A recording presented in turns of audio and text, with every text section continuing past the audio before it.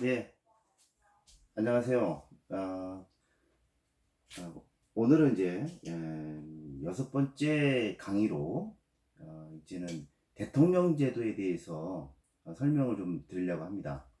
지금까지는 뭐 국회의원들의 어, 임기라든가 또 신분 또는 운영 또 조직 이러한 제도에 대해서 우리나라의 입법부에 대한 제도에 대해서 설명을 드렸다면 오늘부터는 이제 대통령 행정부죠, 행정부. 그래서 대통령 제도에 대해서 대통령제에 대해서 설명을 드리도록 하겠습니다. 늘 그렇듯이 헌법 조문 그리고 오늘부터는 이제 국회법이 아니라 행정부를 규율하는 법이 정부조직법입니다. 그래서 헌법, 정부조직법, 그리고 공직선거법 이런 식으로 해서 법조문을 보면서 설명드리도록 하겠습니다. 그래서 여기서 보시면 헌법의 조문을 먼저 놓고 헌법의 조문에 대통령의 그 임명은 어찌게 되고 또 신분 또 역할 또 그 대통령의 그 직제 뭐 이런 부분들을 설명 드리도록 하겠습니다. 자, 먼저 그 우리 헌법 보시죠. 대통령제에 대해서는 우리 헌법 66조 뭐 대충 한번 읽어보면 그렇습니다. 66조에서는 우리 대통령에 대해서는 대통령은 국가의 원수이며 외국에 대하여 국가를 대표한다. 그리고 대통령은 국가의 독립 영토의 보전, 국가의 계속성과 헌법을 수호할 책임을 진다. 대통령은 조국의 평화적 통일을 위한 성실한 의무를 진다.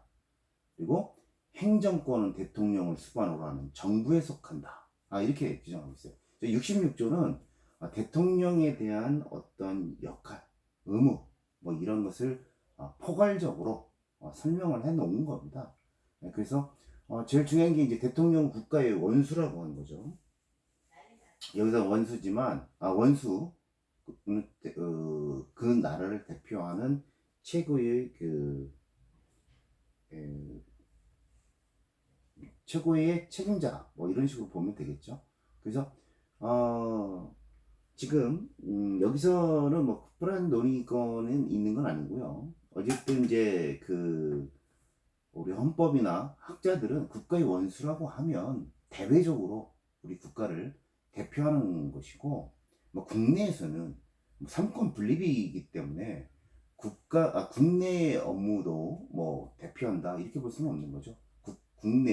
국외에서는 어쨌든 이제 우리나라 대한민국을 대표해서 어떤 의사표시를 하는 거고, 국내적으로는 행정은 대통령, 입법은 국회의장, 뭐 사법부는 뭐 대법관, 대법원장, 뭐 이런 식으로 국내에 대해서까지는 대표하는 그런 건 아니죠. 예. 그게 이제 학자들의 뜻인데 뭐 크게 중요한 건 아니니까요. 넘어가도록 하겠습니다. 자, 이제 67조 한번 보세요. 67조. 자, 그럼 대통령은 어떻게 선출하느냐 하는 부분입니다. 67조 보면 한번 읽어보면 대통령은 국민의 보통, 평등, 직접, 비밀선거에 의하여 선출한다. 그렇죠. 예. 그래서 이제 대통령 선거에 의해서 선출이 된다고 보고 있는 거죠. 자, 2항에서 제1항의 선거에 있어서 최고 득표자가 2인 이상일 때에는 국회에 제적 과반수가 출석한 공개 회의에서 다수표를 얻은 자를 당선자로 한다. 이게 돼 있어요. 즉, 대통령 선거에서 사실 뭐 그럴 리는 없죠. 거의 뭐 동점자가 나오기. 우리나라 대통령 선거는 어찌됐든 한 표라도 어, 한 표라도 많이 얻는 사람이 당선되도록 돼 있습니다. 승자 독식이고 하여튼 그 최다 득표자가 이제 대통령이 되는 그런 시스템으로 돼 있습니다. 그래서 한 표라도 더 얻는 그런 당선자가 이제 대통령으로 선출이 되는 거죠. 자, 근데 만약에 이제 동점이 나왔다. 그런 걸 가정을 한 겁니다. 법에서. 헌법에선 그런 걸 가정한 거죠. 그 대통령 선거에서까지 동점자가 나오기는 좀 힘들고요. 국회의원 선거 같은 경우도 사실 동점자까지는 그렇지만 어쨌든 근소한 차로 나오기 때문에 얼마든지 예상을 할 수는 있는 거잖아요. 그래서 득표자가 2명인 경우에는 국회에서 선출하는 거예요. 국회에서 제적 과반수가 출석한 공개 회의에서 다수표를 얻은 자를 당선자로 하도록 우리 헌법에는 돼 있어요. 그래서 이게 이제 조금 삼권 분립의 시대에서 대통령을 만약에 동점자가 물론 국민이 뽑는 거지만 동점자가 나왔다고 하면 이것을 국회에서 뽑는 것은 또 삼권 분립에 위배되는 거 아니냐는 의견도 있긴 있습니다. 그러나 현행 대통령까지 동점자가 나온다고 하면 그렇다면 국회에서 선출하는 것으로 이렇게 지금 우리 헌법은 돼 있습니다. 그리고 대통령으로 선거될 수 있는 자는 국회의원의 피선거권이 있고 선거 현재 40세에 달아야 된다. 사망 67조 사망에 보시면 대통령 후보자가 1인일 때는 그 득표소가 선거권자 총수의 3분의 1 이상이 되어야만 당선자가 될 수 있다. 이렇게 되어 있습니다. 1인 대통령 후보가 1인밖에 나오지 않았다. 사실 그럴 리는 거의 없죠. 지금 뭐 대통령 선거 하면 굉장히 많은 당에서 대통령 선거 대통령의 그 후보자를 내게 되는데, 그런데 만약에 1인이 단독 후보를 했다 그러면 최소한 그 국가를 대외적으로 대표하는 사람이기 때문에 1인이기 때문에 3분의 1에 선거권자 총수의 3분의 1에 찬성이 있어야 된다는 내용으로 이렇게 되어 있습니다. 그리고 사항에서는 이제 국회의원 선거권이 대통령은 당선될 수 있는 자, 즉 피선거권, 대통령 당선될 수 있는 자들은 이 조건은 국회의원 선거권이 있는 사람, 국회의원으로 당선될 수 있고 또 선거 현재 40세에 달아야 된다, 이런 식으로 되어 있습니다. 그래서 국회의원의 피선거권은 저번 주에 봤죠. 뭐 정치자금법 뭐 이런 걸로 해서 100만 원 이상이면 안 되고요. 또 금고 이상의 형을 받으면 또 안 되고요. 또 뭐 아직은 법은 안 바뀌었으니까 금치산자라면 안 되고, 그런 요건들이 공직선거법에 있어요. 그런 사람이 아닌 자 중에서 선거 현재 40세 달한 자만이 대통령으로 선출될 수 있도록 우리 67조에 되어 있고요. 또 67조 5항 대통령 선거에 관한 사항은 법률로 정한다 그랬습니다. 여기서 법률이라고 하면 공직선거법입니다. 공직선거법. 그래서 우리 헌법 67조에 대해서는 대통령이 되는 요건에 대해서 설명을 하고 있습니다. 그래서 현행 대통령 제도의 그 특징은 최다 득표 승자 독식입니다. 한 표라도 더 얻는 사람, 그리고 동점인 경우에는 국회에서 뽑고요. 한 명이 나왔을 때는 3분의 1 이상의 투표를 얻도록 되어 있습니다. 자, 이거에 대해서 그래서 지금 뭐 다른 거랑 좀 비교를 좀 해보면 그렇습니다. 일단 이렇게 승자 독식인 이 부분 때문에 대통령은 많은 행정부 수반이기도 하지만 많은 권한을 가지고 있거든요.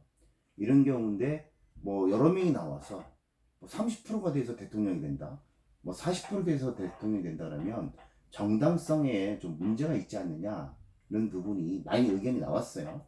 그래서 이제 문재인 정부에서 지금은 이제 폐기는 됐지만 당초에 헌법 개정안에는 결선 투표제를 도입하자는 내용들이 들어가 있었습니다. 즉 어찌됐든 처음에 50%가 넘는 사람이, 아무래도 이제 대통령이 정당성을 확보할 수 있지 않습니까?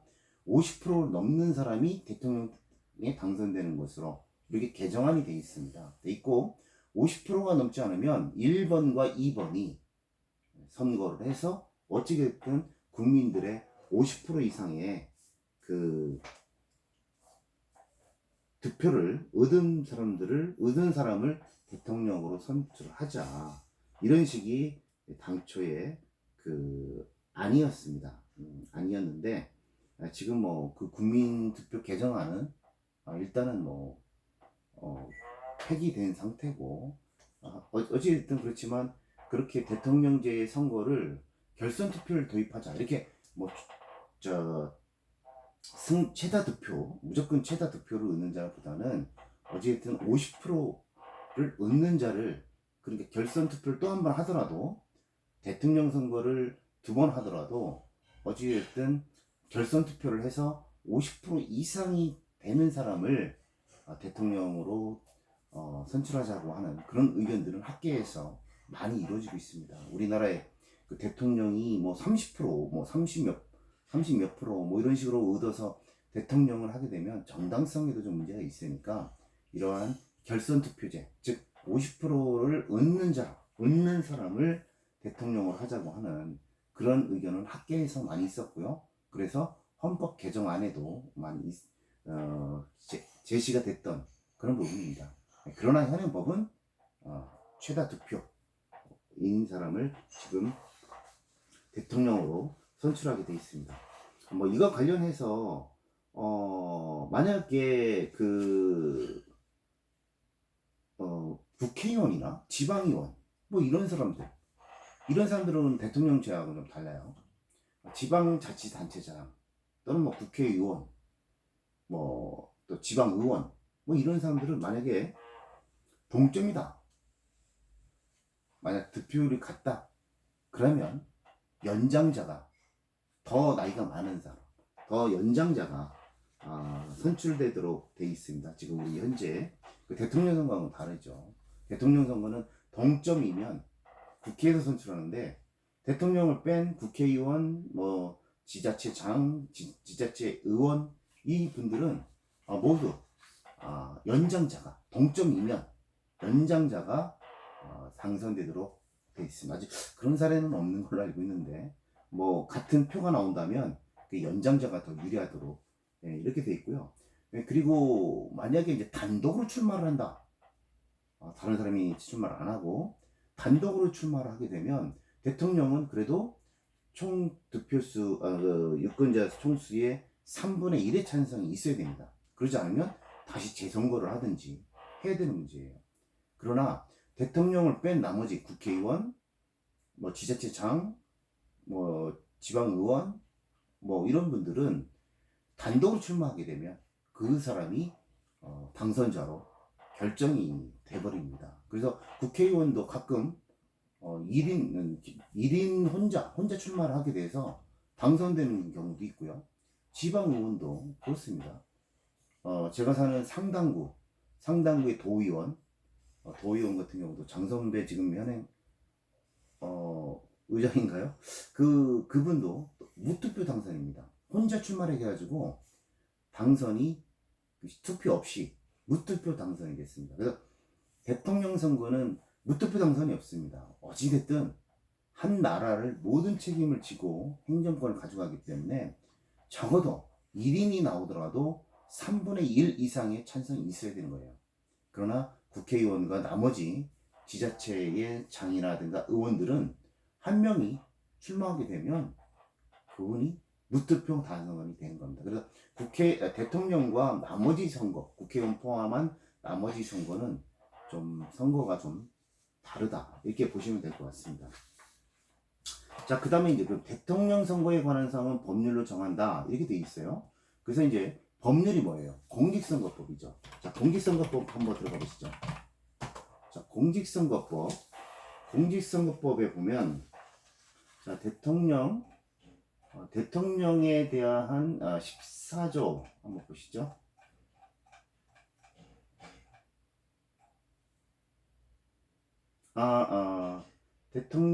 아니죠. 대통령에 대한 피선거권 16조 한번 보죠. 16조. 공직선거법 16조 1항. 선거일 현재 5년 이상 국내에 거주하고 있는 40세 이상 국민은 대통령의 피선거권이 있다, 이렇게 돼 있어요. 즉 5년 이상 국내에 거주해야만 합니다. 저번에 선분들이 국회의원 그런 거 없죠. 자, 16조 2항 보세요. 25세 이상 국민은 국회의원의 피선거권이 있다. 이렇게 돼 있어요. 그래서 국회의원은 국내에 거주해야 된다는 요건은 없습니다. 당에서 국민이면, 자, 국민이면 됩니다. 국민이면. 국회의원은. 그러나 지자체장은, 지자체 의원이나 장은 60일 이상 그 당의 관할 지역에 거주해야 된다는 요건이 있죠. 그 당의 지역, 관할 지역에, 출마 관할 지역에. 그러나 대통령은 국내에 5년 이상의 거주를 해야만 하고 40세 이상 된 국민이 대통령으로 선출될 수가 있습니다. 피선거권 요건이 대통령은 5년 이상 거주, 국내에 어디든 국내에 거주하면 되는 것이고 40세 이상. 그렇죠? 두 가지 요건이 있는 거예요. 그래서 근데 여기 단서에 보면 그 16조 1항 단서, 이 경우 공무로 외국에 파견된 기관과 국내에 주소를 두고 일정 기간 외국에 체류한 기간은 국내 거주 기간으로 본다. 이렇게 돼 있어요.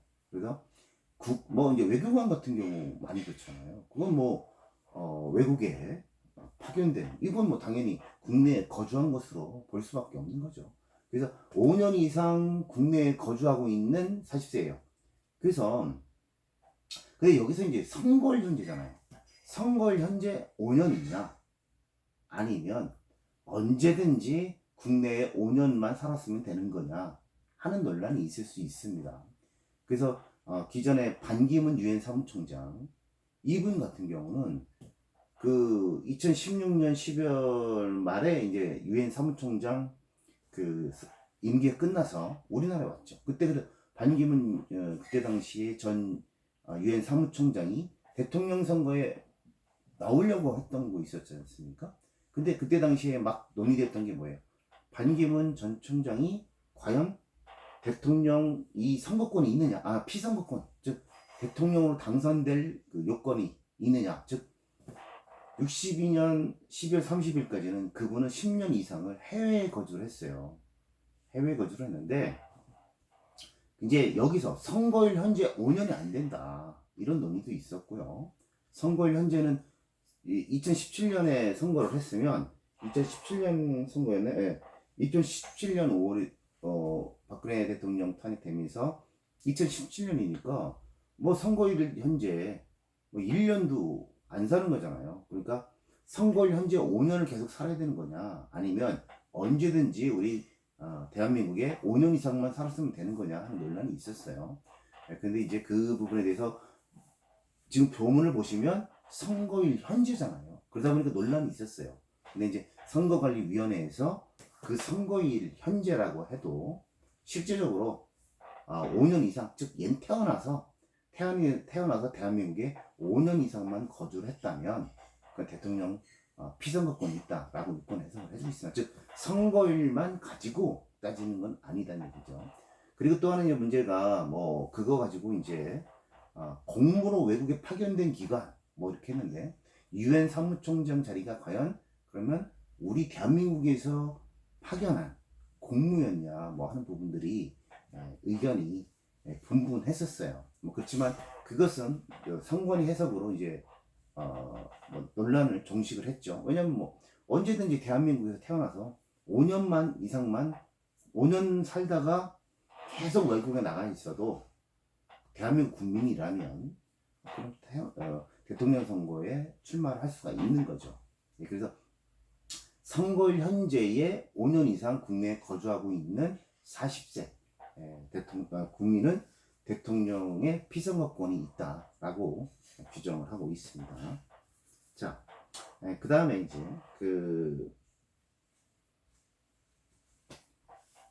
대통령은 그렇게 해서 이제 출마를 할 수가 있고요. 자, 그 다음에 우리 이제 그 헌법을 다시 돌아가 보시죠. 헌법. 자, 헌법. 자, 68조 보세요. 이 68조도 굉장히 중요한 조문이긴 해요. 자, 그럼 대통령은 이제 국민의 직접 선거에 의해서 선출을 합니다. 국내에 5년 이상 거주한 만 40세가 넘는 사람이면 당선이 될 수 있도록 67조에서 대통령의 임명에 대해서 이제 규정을 하고 있습니다. 그러면 대통령의 그럼 임기, 대통령은 언제부터 언제까지냐 하는 그러한 내용에 대해서 또 의견이 또 어떻게 규정되어 있는지 한번 보겠습니다. 자, 68점 1항 대통령 임기가 만료되는 때에는 임기 만료 70일 내지 40일 전에 후임자를 선거한다. 그게 돼 있어요.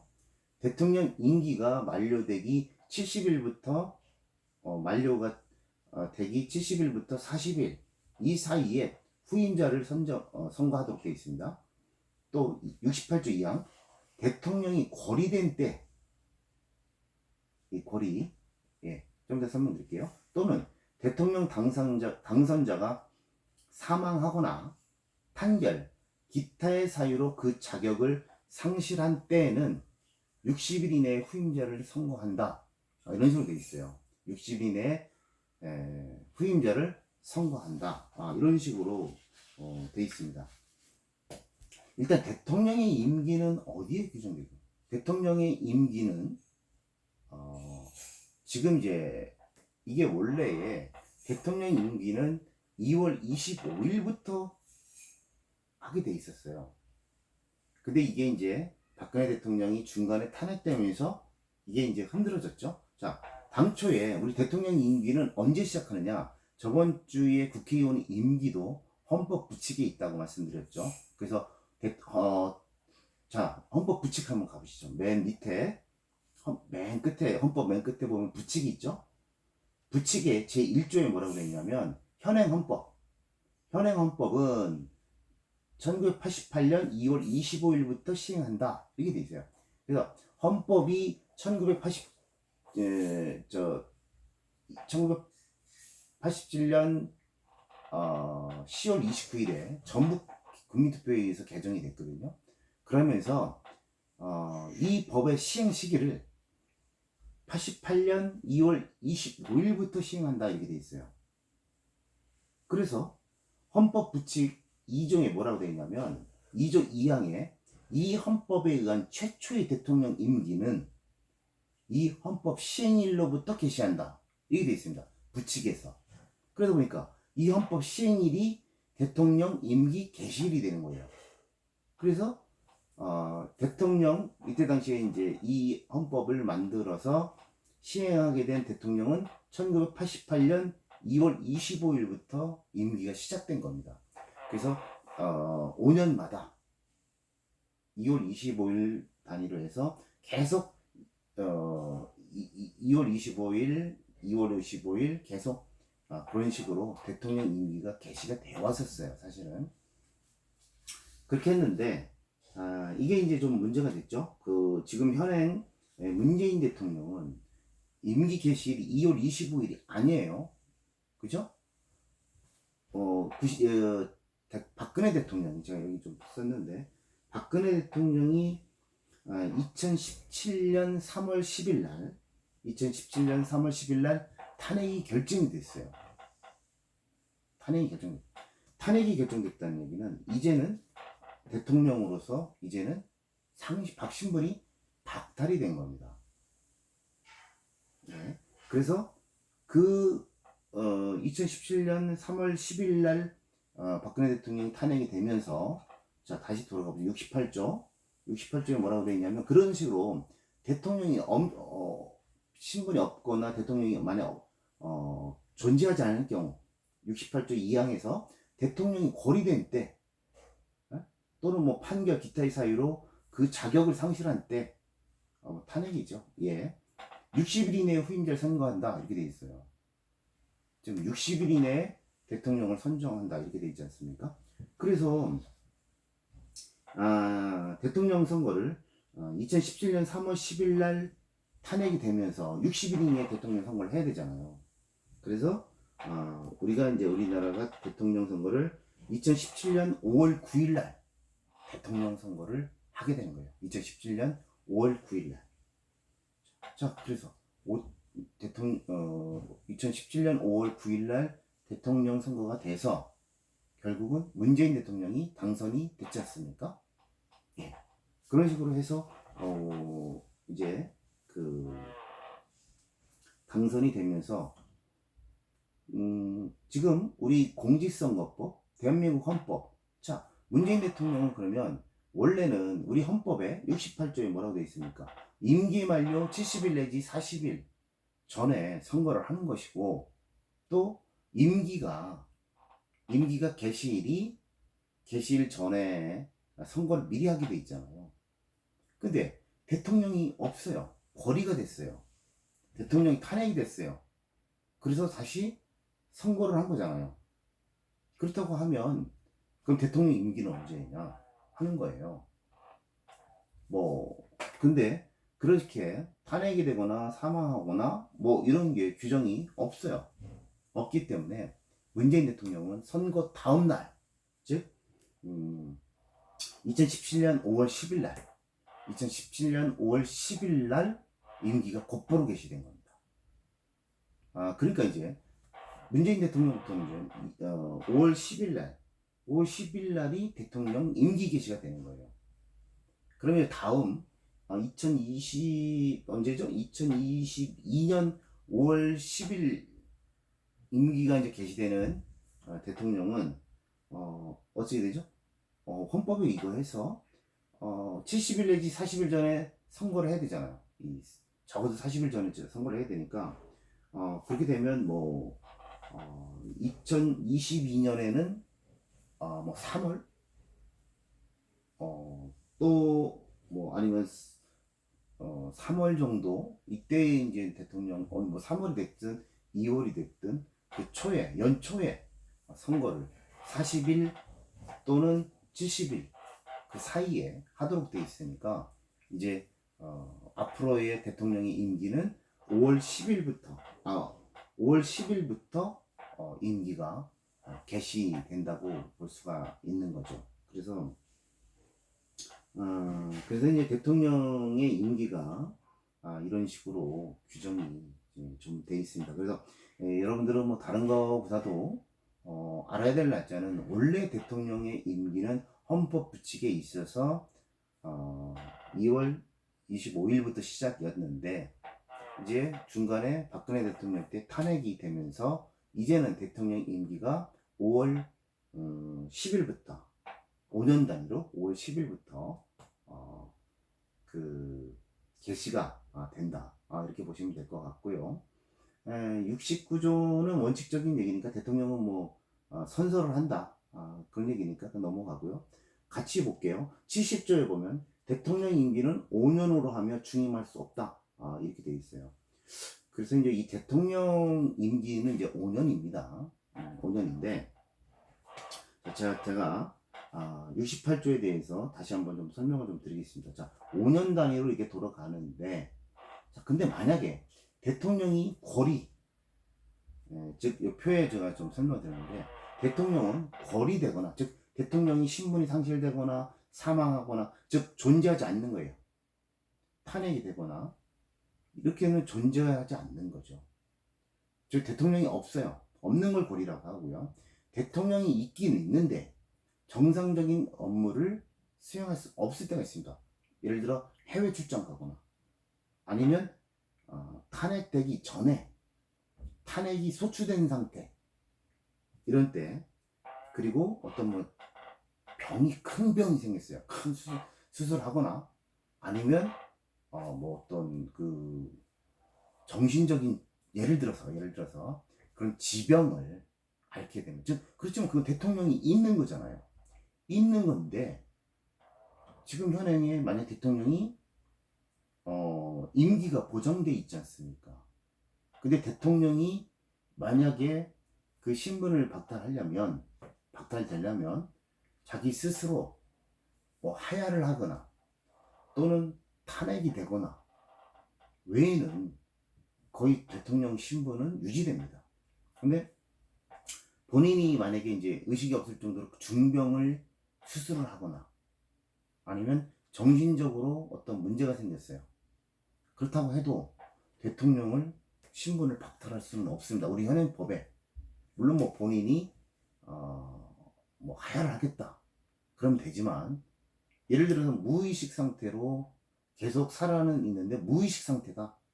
또는 뭐 어떤 정신적 질환이 있다. 그렇게 되면 실질적으로 대통령의 신분을 박탈할 수는 없습니다. 우리 현행 법에서. 네, 그래서 지금 이제 그렇게 대통령은 존재를 하는데 정상적인 업무를 할 수 없을 때, 그럴 때를 이제 사고라고 합니다. 그래서 거리, 즉 대통령이 없는 상태, 그리고 사고가 난 이 두 가지 상태를 비교를 한번 해봤습니다. 그래서 대통령이 이제 현재 존재는 하는 그런 경우에는 이제 사고고요. 만약 대통령이 이제 뭐 사망하거나 아니면 탄핵이 결정이 돼서 가게 되면 그것을 이제 고리로 보고 있는데, 우리나라는 이제 어떻게 되냐면 고리된 때, 이때는 고리된 때에는 60일 이내에 후임자를 선고한다고 돼 있죠. 68조에서. 그러니까 고리가 되면 60일 이내에 후임자를 선고합니다. 근데 사고에 대해서는 없어요. 사고에 대해서는 규정이 없습니다. 그래서 이제 이게 문제죠. 자, 그래서 이제 우리가 대통령 탄핵에 대해서 잠깐 좀 보면, 자, 우리 이제 그 대통령 65조 한번 보시죠. 65조. 왜 사고와 거리를 한번 보려고 하는 거예요. 그 대통령, 국무총리, 뭐 국무위원, 헌법재판관, 뭐 법관, 뭐 이런 사람들이 헌법이나 법률을 위배한 때에는 국회는 탄핵 소추를 의결할 수 있다 돼 있어요. 탄핵 소추입니다. 즉, 뭐 형사로 보면 검찰이 법원에 기소하는 거죠. 기소. 즉 소를 제기하는 겁니다. 그걸 탄핵에서는 소추라고 그래요. 국회 여기 그래서 65조 2항에 보면 뭐 대통령은 뒤에 대통령에 대한 탄핵 소추는 국회의원 제적 과반수 발의와 국회 제적의원 3분의 2 이상 찬성이 있어야 한다. 이렇게 돼 있어요. 즉 국회의원 대통령이 어떤 헌법이나 법률을 위배했어요. 그렇다고 하면 국회 제적 과반수, 그리고 제적 과반수의 국회 제적 3분의 2 이상으로 소추를 할 수 있는 겁니다. 즉 우리나라는 헌법 탄핵을 하기 위해서는 국회가 기소를 하고, 즉 소추를 하고, 헌법재판소에서 6명 이상 찬성으로 탄핵이 결정되는 거예요. 그러다 보니까 뭐라고 돼 있냐면, 이렇게 탄핵 소추 의결이, 즉 국회에서 탄핵을 해야 되겠다, 탄핵을 소추를 하게 되면 헌법재판소 넘기는 거죠. 즉 탄핵 소추의 의결을 받은 자는 탄핵 심판, 즉 헌법재판소에서 탄핵 심판이 끝날 때까지는 그 권한 행사가 정지된다고 돼 있는 거예요. 자, 그래서 만약에 대통령, 국무총리, 장관, 뭐 법관, 대법원장, 뭐 이런 중앙 65조에서 감사원장, 뭐 이런 감사위원, 이런 사람들이 만약에 헌법이나 법률 위배했다고 해서 국회에서 탄핵을 해버리면, 일단 국회에서 탄핵은 의결만 하는 거고 넘기는 거고, 최종적인 판단은 헌법재판소가 하는 거거든요. 그러면 그렇게 탄핵 소추가 의결되는 순간부터 그 권한 행사가 정지돼 버려요. 그래서 대통령도 탄핵 소추가 돼버리는 순간부터 그럼 헌법재판소가 언제가 됐든 탄핵 심판을 의결할 거 아닙니까? 탄핵이 될 건 기각을 할 거냐, 인용을 할 거냐 하는 부분들, 탄핵을 결정은 헌법재판소가 하는 거예요. 이 결정된 이 순간까지는 권한이 행사가 정지됩니다. 그래서 만약에 기각을 해버리면 다시 대통령이 되는 거고, 만약에 인용이 돼버리면, 그 탄핵이 인용이 돼버리면, 받아들이게 되면 그것은 대통령으로서 신분이 완전히 그때부터는 박탈돼 버리는 겁니다. 이 두 가지 단계가 있는 거예요. 그래서 국회에서 헌법재판소로 넘기는 이 소추가 있게 되면 이것은 사고에 해당되는 거예요. 왜? 대통령이 있긴 있는데 권한 행사를 할 수가 없어요. 대통령이 즉 이 표에 보면 사고에 해당되는 거죠. 사고에. 대통령이 있긴 있어요. 대통령이 존재는 해요. 대통령이 신분 박탈된 거 아닙니다. 대통령은 있는데 권한 행사만 안 되는 거예요. 뭐 일반적으로 보면 뭐 직위해제 뭐 이런 거에 해당되는 겁니다. 즉 자기의 신분은 가지고 있습니다. 신분은 가지고 있지만 권한 행사는 안 되는 거죠. 즉 그러다 보니까 이건 사고에 들어가는 거죠. 이렇게 사고에 들어갔을 때 이런 때는 대통령은 있지만 권한 행사만 정지해. 그럼 누가 행할까? 누가 권한 행사를 하죠? 그 다음에는 국무총리 또는 법률에 정한 순서대로입니다. 부총리들 이렇게 이런 식으로 되다 보니까 우리나라는 이제 예를 들어서 이런 거죠. 탄핵소추가 의결됐어요. 그럼 헌법재판소가 뭐 언제 심판하라는 건 없으니까 예를 들어서 심지어는 심판할 내용이 너무 많아요. 또 뭐 너무 복잡해. 그러면 헌법재판소가 뭐 그게 뭐 6개월이 갈 수도 있고 또 심판 날 때까지 7개월이 될 수도 있고 뭐 1년이 될 수도 있는 거예요. 이건 뭐 기간이 원칙적인 기간만 있지 실제로 뭐 1년 걸릴 수도 있는 거거든요. 그렇다면 이 1년 동안을 그 총리가 대행을 해야 되는데 그런데 문제는 이 국무총리는 국민이 선출한 게 아니잖아요. 대통령이 임명한 거잖아요. 정당성이 없는 사람이 대통령의 업무를 중요한 의사결정 같은 것을 실질적으로 할 수가 없어요. 물론 법률적으로 할 수가 있죠. 그렇지만 국무총리는 국민이 뽑은 사람이 아니지 않습니까? 정당성이 없어요. 그래서 이렇게 이제 탄핵이 의결되고 심판될 때까지 이때는 사고입니다. 사고고 심판이 되고 나면 이건 이제 고리가 되는 거죠. 그래서 대통령이 탄핵 심판이 날 때까지는 그 직무가 정지되면서 권한대행이 업무를 행사하게 되는 거고 탄핵이 결정된 이후에 만약에 인용된다고 하면 박탈이 되는 거고 그러지 않으면 다시 그 신분이 복귀가 돼서 다시 이제 대통령 업무를 수행하게 되는 이런 구조로 돼 있다는 거예요. 그래서 대통령은 지금 우리 헌법에는 그런 식으로 돼 있습니다. 자, 그래서 우리 헌법의 내용들을 한번 봤습니다. 그래서 이렇게 이제 그 대통령 임기에 대해서 이제 이렇게 중간에 탄핵이 되거나 고리돼서 하는 경우에는 대통령 선거 다음 날 공직선거법에 보면 대통령 선거 다음 날 임기를 곧바로 개시하도록 되어 있습니다. 왜? 대통령을 한시라도 비워둘 수가 없기 때문에 그러한 선거 다음 날 임기를 개시하도록 되어 있어요. 근데 여기서 좀 문제가 됐던 게 저번에 문재인 대통령 그 대통령 선거 때 만약에 국회의원들은 이 중간에 보궐선거를 하게 되면 그 임기 잔여 기간만 하도록 되어 있습니다. 대부분이 다 그래요. 잔여 기간만 임기를 하게 됩니다.